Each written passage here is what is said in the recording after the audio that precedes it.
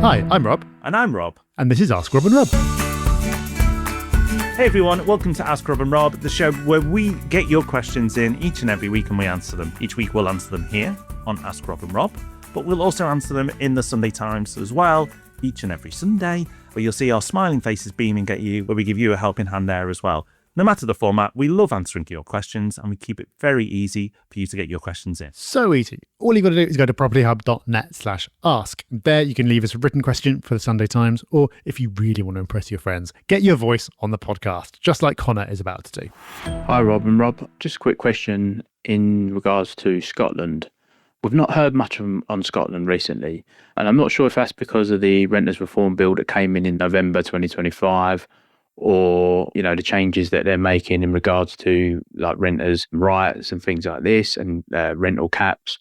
But yeah, just wanted to hear your guys' thoughts on it really, where you're thinking if there's any particular areas where are still good or the uncertainty is not ideal at the moment.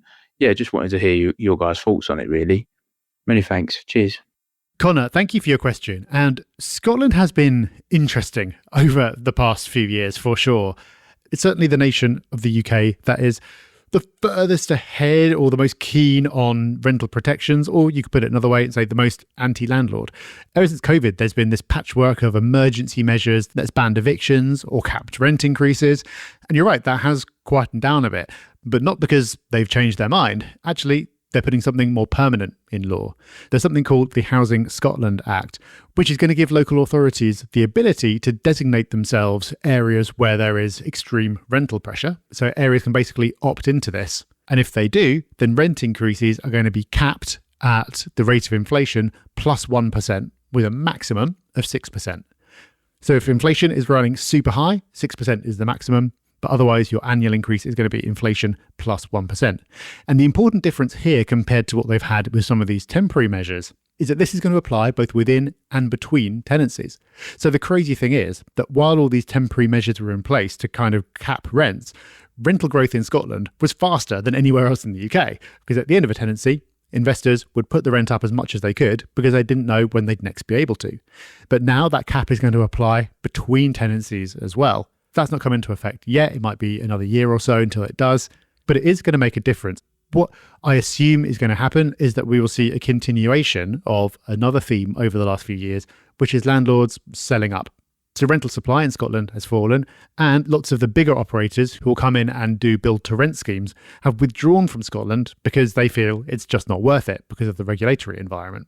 And it's created this situation where, because there is demand and there is a lack of supply, yields are currently really strong. So if you look at the top 10 list of the boroughs or postcodes or whatever it is in the UK that have the highest yields, I think 9 of them are in Scotland. So if you're looking for the highest return possible, on paper at least, then Scotland is the place to be. The thing that puts me off, though, is that those are the returns now, but what will they be in the future? Returns are really good at the moment and affordability is good, but that rental growth is going to be capped. And if rental growth is capped, then that effectively caps capital values as well, because from an investor's point of view, they are related to the rental income that a property produces. So of course, there are lots of people who invest in Scotland, they've been doing it for a long time, and they do perfectly well. You can absolutely make buy-to-let work in Scotland. But for me, going into that environment, knowing that the returns that are so good today are essentially capped, knowing that capital values will probably struggle as a result, that would make me nervous. So Connor, I hope that fills in a few gaps for you, and good luck with whatever you decide to do. Right, next up, we got a question in from Tim.